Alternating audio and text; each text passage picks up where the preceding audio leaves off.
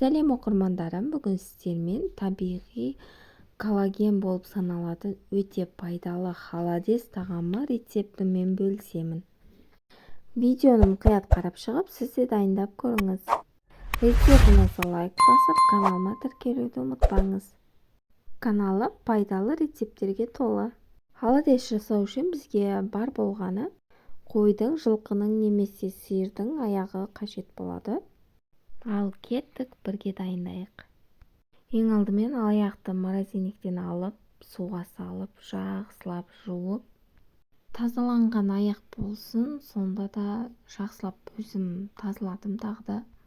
Қазан қырғыш железкамен жақсылап тұрып қырдым. Өйткені кейбір қарайып қалған күйдірілген жерлер ұнамады маған. Өзім көңіліме, көзіме ұнамай тұрған барлық жерін қырып алып тастадым. Пышақпен кесіп алып тастадым. Сосын суға салып, бір рет қайнатып алдым. Қайнап шыққасын суын ауыстырып, тағы да отқа қойып қойдым. Міне екінші рет қайнап шықты. Енді бетіне көбігін алып тастап, дәміне көре тұз, кориандр және қара бұрыш қосамыз.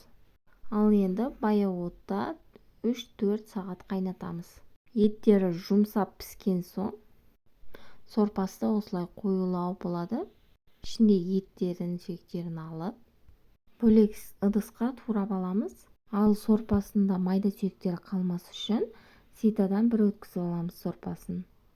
Үстіне туралған балғын, кинза және укропымызды қосып, сарымсақ, туралған етімізді қосамыз. Дәмдеуіш, тұзы орнында болса, қайтадан отқа қойып, 5 минут қайнатып аламыз. Холодесіміз дайын болды. Енді қалаған формадағы ыдысымызға салып, мен өзім үлкендеу кеселерге салдым. Кішкене суытуға сыртқа қойып қоямыз. Суығасын тоңазытқышқа қоя беруге болады. Осы жерде әркім өзін қалауына қарай сәбіз, жұмыртқа немесе түрлі түсті заттар қосып жатады. Мен ештеңе қосқан жоқпын. Тоңазытқышта 2 сағат тұрғасын осылай әдемі көрініске келді. Енді бұны сіздерге кесіп көрсетейін. Жаңағы бір аяқтан менде 8 үлкен кеседе шықты. Сорпасы негізі майлы болады. Егер үйіңіздегілер майлыны ұнатпайтын болса, сорпа кезінде бетінен алып тастасаңыздар болады. Ал егер майын алмасаңыздар, осылай болып тұрады басында. Өйткені май бетіне шығып қалады. Қараңыздар, 2 сағатта бар жоқ 2 сағатта қандай керемет қатып күшті болып шықты, мармелад сияқты. Өте дәмді. Сіздермен болған қаламқас ас болсын.